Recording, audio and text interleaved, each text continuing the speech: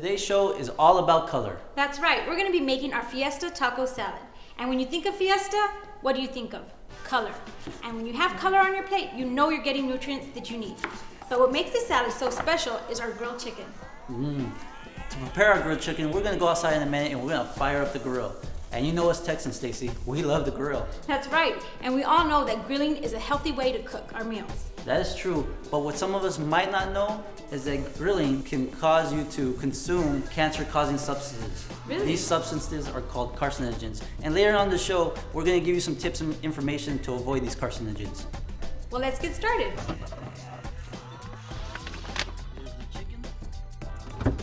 Well, we're gonna keep it very simple. And here's the main ingredient for our marinade, lime juice. It does the trick. It makes the chicken taste great and it reduces the consumption of those harmful carcinogens that I talked about earlier. Okay, so you're using what, 4 limes? I'm using 4 limes. And you're to 4 chicken breasts, right? 4 chicken breasts. Let me just step outside and get that grill going.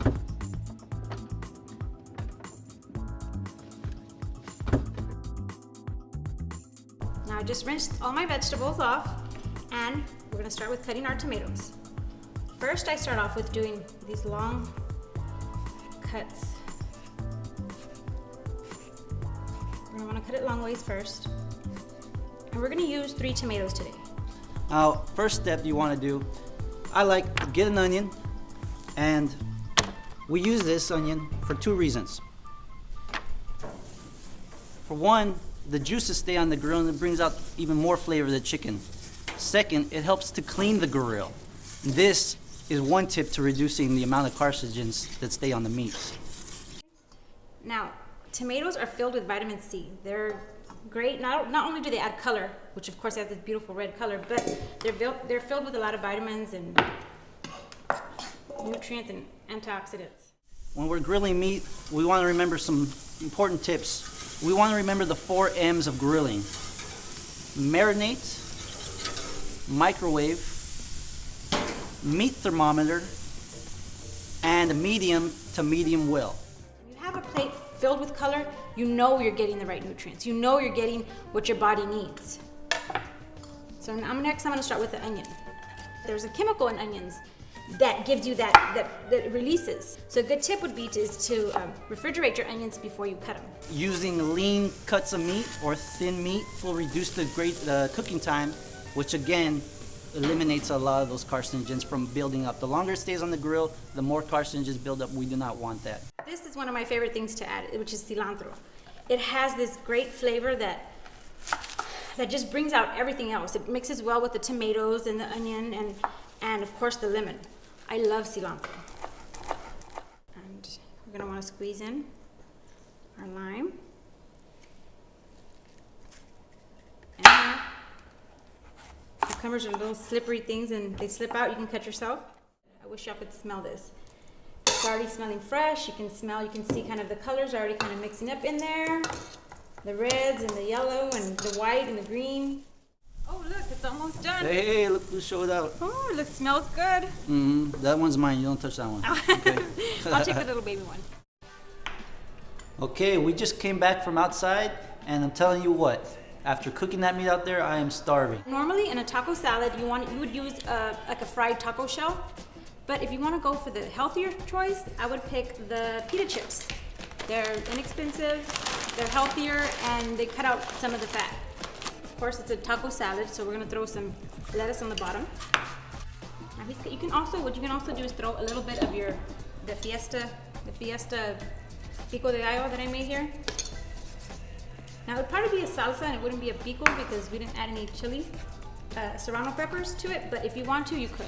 Well, you can kind of pick it up. Okay. Now, I make this for my family and they love it. 3 ounces of chicken is about the size of your palm and the thickness of a deck of cards. Just so that way you'll know. Which is about that serving size. 8 chips, you said? Like around 8 chips. You don't have to be specific and count out 8 chips. Could get a couple more, right? Yeah, it's okay if you have 10. Thank you for joining us. I'm Todd Silva. And I'm Stacie Roberts. And this is Del Cazo a su Corazon.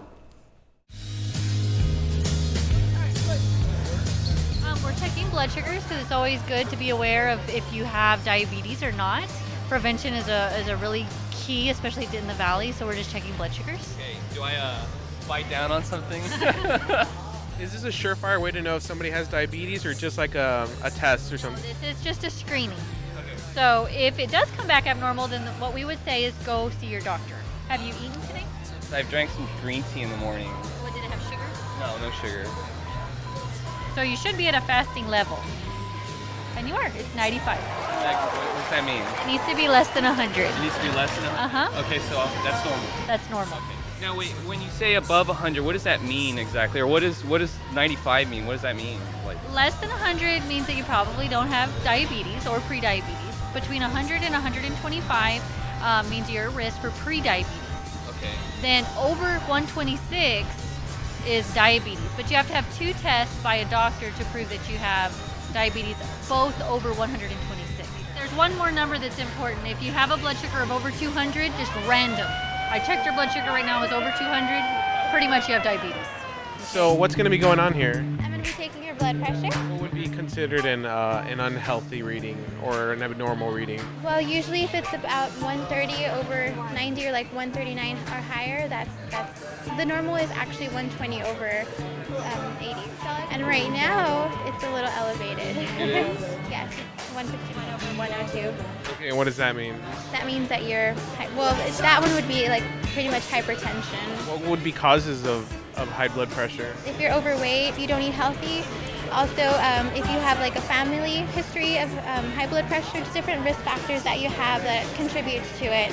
And if you don't treat your high blood pressure, it can lead to complications such as like congestive heart failure or like a heart attack or a stroke. So what you want to do is you want to make sure that you try to exercise regularly. You drink lots of fluids, follow the food pyramid that's on the government website, and that's pretty much it.